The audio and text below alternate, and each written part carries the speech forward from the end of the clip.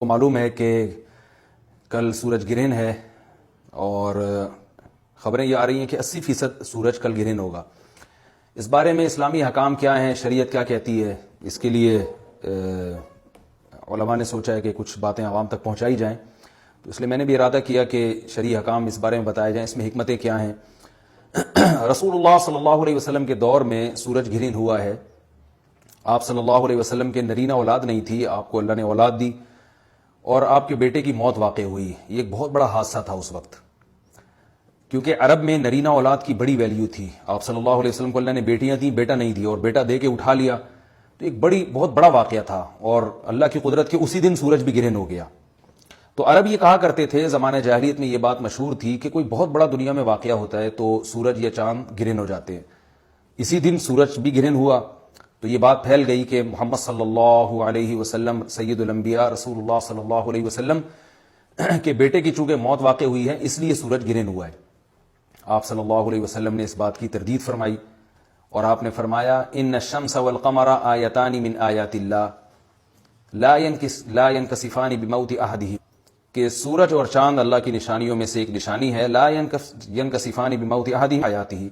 نہ تو یہ کسی کی موت کی وجہ سے گرہن ہوتے ہیں، نہ کسی کی زندگی کی وجہ سے، بل یخوف اللہ بہما عبادہ، اللہ ان کے ذریعے اپنے بندوں کو ڈراتے ہیں۔ یہ بخاری مسلم کی حدیث ہے، اپنے بندوں کو خوف زدہ کرتے ہیں۔ تو یہ اللہ کی نشانیاں ہیں، اور آپ صلی اللہ علیہ وسلم نے اس موقع پر نماز کا حکم دیا، اللہ کے سامنے عاجزی اور انکساری کا حکم دیا۔ دیکھیے یہاں ایک بہت اہم پوائنٹ کی بات ہے ان لوگوں کے لیے جو اسلام کے خلاف ہیں، جو محمد صلی اللہ علیہ وسلم سرور دو عالم سید الانبیاء صلی اللہ علیہ وسلم کو سچا نبی نہیں مانتے، ان کے لیے اس حدیث میں آپ صلی اللہ علیہ وسلم کی نبوت کی ایک بہت زبردست دلیل موجود ہے۔ ایک واقعہ ہوا ہے آپ صلی اللہ علیہ وسلم کے بیٹے کی موت کا، اور عرب یہ ویسے ہی کہا کرتے تھے کوئی بہت بڑا دن ہوگا تو سورج گرہن ہوگا۔ تو کوئی بھی شخص جو جھوٹا نبی ہو، آپ خود بتائیے کہ کیا وہ ایسے موقع پہ اس واقعے کو اپنے حق میں کیش نہیں کرائے گا، اور وہ یہ کہے گا نہیں کہ میں تو پہلے ہی کہتا تھا میں بہت بڑی شخصیت ہوں، اور میرے بیٹے کی موت ہونا، ایک پیغمبر کے بیٹے کی موت ہونا ہے تو یقیناً یہ اس اللہ کی طرف سے ایک نشانیاں ہے، یہ نشانی ہے سورج کا گرہن ہونا، یہ بتانے کے لیے ہے کہ واقعی یہ بہت بڑا دن ہے، اور یعنی یہ بہت بڑا دن اس اعتبار سے کہ ایک نبی کے بیٹے کی موت واقع ہوئی ہے۔ لیکن آپ صلی اللہ علیہ وسلم نے یہ سب نہیں کیا، اور آپ نے بتایا کہ سورج اور چاند کے گرہن ہونے کا کسی کی موت یا زندگی سے کوئی تعلق نہیں، اور آج سائنس نے بھی ثابت کر دیا ہے کہ یہ ایک سائنٹیفک حقیقت ہے کہ جب زمین اور سورج کے درمیان چاند آ جائے تو سورج گرہن ہو جاتا ہے، اور جب چاند اور سورج کے درمیان زمین آ جائے اور سورج کی روشنی چاند تک نہ پہنچ رہی ہو تو چاند گرہن ہو جاتا ہے۔ تو یہ اس میں عبرت کی بات بھی ہے ان لوگوں کے لیے جو آپ صلی اللہ علیہ وسلم کی نبوت میں شک کرتے ہیں۔ البتہ آپ صلی اللہ علیہ وسلم نے اس موقع پر ہمیں حکم دیا کہ اللہ سے تضرع اور عاجزی اور انکساری کی جائے، اپنے گناہوں کی معافی مانگی جائے، اور نماز آپ صلی اللہ علیہ وسلم نے پڑھی۔ اس پہ بھی بعض لوگ اشکال کرتے ہیں کہ یہ جب ایک نیچرل پروسیس ہے تو اس میں اتنا گھبرانے کی، کیونکہ حدیث میں آتا ہے آپ صلی اللہ علیہ وسلم بہت گھبرائے، تو اس میں گھبرانے کی کیا بات ہے؟ تو یاد رکھیے ہر نیچرل پروسیس جو ایک عام معمول سے ہٹ کر ہو، اس میں انسان کے لیے ایک عبرت کی بات ہوتی ہے۔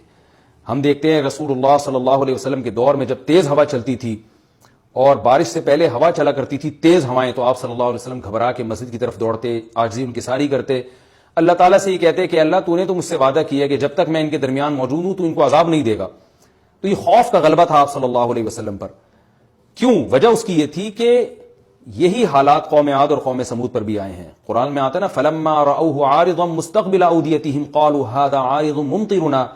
بل هو ما استعجلتم به ريح فيها عذاب أليم تدمر كل شيء بأمر ربها فأصبحوا لا يرى إلا مساكنهم، کہ وہ بادلوں کو دیکھ کے کہنے لگے یہ تو ایک معمول کے مطابق بادل ہیں جو برسیں گے اور بارش ہوگی۔ تو پیغمبر نے کیا کہا کہ یہ بارش نہیں ہے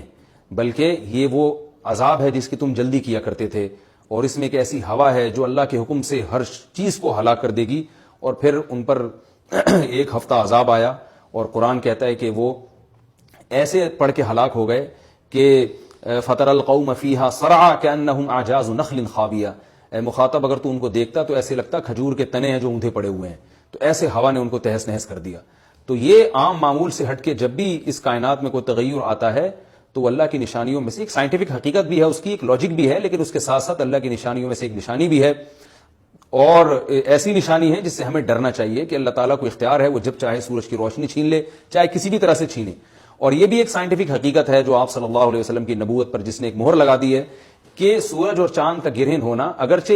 اسی ایک لاجک ہے کہ چاند سورج کے سامنے آ جائے تو سورج گرہن ہو جاتا ہے، لیکن اس بارے میں جو ہماری تحقیق ہے، جو سائنسدان کہتے ہیں کہ یہ وقت اس یعنی خطرے کا وقت ہوتا ہے، سورج سے ایسی خطرناک ریز نکلتی ہیں جو نقصان کا سبب بن سکتی ہیں، تبھی بعض حضرات سورج کی طرف دیکھنے سے بھی منع کرتے ہیں، اور یعنی نظام میں تھوڑی ایک عام نارمل روٹین سے ہٹ کے اس کائنات کا نظام چلتا ہے، تو اس لیے یہ اس کائنات کے لیے، زمین کے لیے ڈینجرس ہو سکتا ہے، اور جو گریوٹی اور جو کشش کا نظام ہے اس میں بھی خلل واقع ہوتا ہے، تو ایسا نہیں ہے کہ یہ بالکل ایک نارمل کنڈیشن ہوتی ہے اور اس کا کوئی نقصان ہی نہیں ہے، یہ بالکل غلط ہے، اس میں نقصان کا بہرحال خطرہ ہے، اور اس بات کا امکان موجود ہوتا ہے کہ قدرت انسانوں سے انتقام لے یا انسانوں کو نقصان پہنچائے، اور ویسے بھی جن کے دلوں میں اللہ کا خوف ہوتا ہے وہ تو ویسے ہی اللہ کے وہم من خشیتہ ہی، قرآن مجید میں اللہ تعالیٰ کے ارشاد ہے کہ مشرکین بار بار یہ سوال پوچھتے تھے قیامت کب آئے گی کب آئے گی، اللہ فرماتے ہیں لیکن جو مومنین ہیں ان کو اس سے غرض نہیں ہے کہ کب آئے گی، والذین آمنوا مشفقون منہا، وہ تو قیامت سے گھبراتے ہیں کہ پتہ نہیں ابھی نہ آ جائے،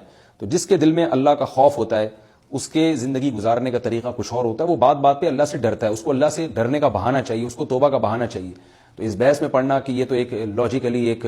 سورج کی روشنی غائب ہو جائے گی، وہ ٹھیک ہے، یہ سائنسدانوں کا شعبہ ہے کہ کیوں غائب ہو رہی ہے، ماہرین فلکیات کا شعبہ ہے، لیکن اہل ایمان کا جو کام ہے اس موقع پر، ان کا جو وظیفہ ہے وہ یہ کہیں کہ اللہ کی نشانیوں میں سے ایک نشانی ہے، اللہ اپنی قدرت دنیا میں دکھاتا ہے کہ میں یہ بھی کر سکتا ہوں چاہے کسی بھی طریقے سے کروں، تو ہمیں اس موقع پر بہرحال اللہ کے سامنے جھکنا چاہیے، اپنے گناہوں سے معافی مانگنی چاہیے، اور وہی عمل کرنا چاہیے جو رسول اللہ صلی اللہ علیہ وسلم نے ہمیں بتایا ہے، اور اس بارے میں جو توہمات پھیلے ہوئے ہیں اس سے بھی ہمیں اجتناب کرنا چاہیے، جیسے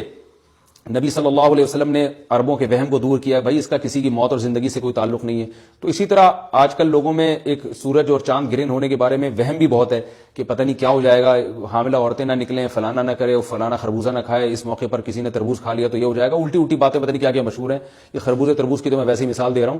تو کوئی بھی چیز جب کہنی ہو تو پوری طرح سے اس کی ریسرچ کریں، مجھے نہیں پتا حاملہ عورت کو فائدہ ہوتا ہے نقصان ہوتا ہے سورج گرہن ہونے سے، لیکن اگر نقصان بھی ہوتا ہے تو اس کی کوئی مستند دلیل ہونی چاہیے آپ کے پاس، ایسے ہی سنی سنائی باتیں آگے نقل نہ کریں، تو بہرحال ہمیں جو کرنے کا کام ہے جو رسول اللہ صلی اللہ علیہ وسلم نے بتایا ہے وہ کام بخاری اور مسلم کی حدیث کے مطابق نماز ہے، انفرادی بھی ہے، جماعت سے بھی ہے، مستحب یہ ہے کہ جماعت سے نماز پڑھی جائے مسجد میں یا کسی بھی میدان میں، اور 2 رکعتیں امام پڑھائیں گے اور اس میں سرن تلاوت بھی کر سکتے ہیں، جہری تلاوت بھی کر سکتے ہیں، دونوں رائے ہیں علماء کی، آج کل جہری کو اس لیے ترجیح دی جاتی ہے کہ صلاۃ کسوف میں جو رسول اللہ صلی اللہ علیہ وسلم کی سنت ہے وہ لمبی نماز ہے، تو لمبی نماز پڑھیں گے تو اگر آپ آہستہ آواز سے پڑھیں گے تو لوگوں کو تھکاوٹ کا احساس زیادہ ہوتا ہے، جہری پڑھیں گے تو تھکاوٹ کا احساس کم ہوتا ہے، تو اس لیے دونوں قولوں پہ فتویٰ دیا جاتا ہے، وہ ایک قول راجح ہے اور ایک میں آسانی ہے، تو آسانی اس قول میں ہے کہ جہری تلاوت کی جائے، اس میں لوگوں کو نماز میں کھڑا رہنا آسان ہوتا ہے، تو لمبی سے لمبی نماز پڑھی جائے۔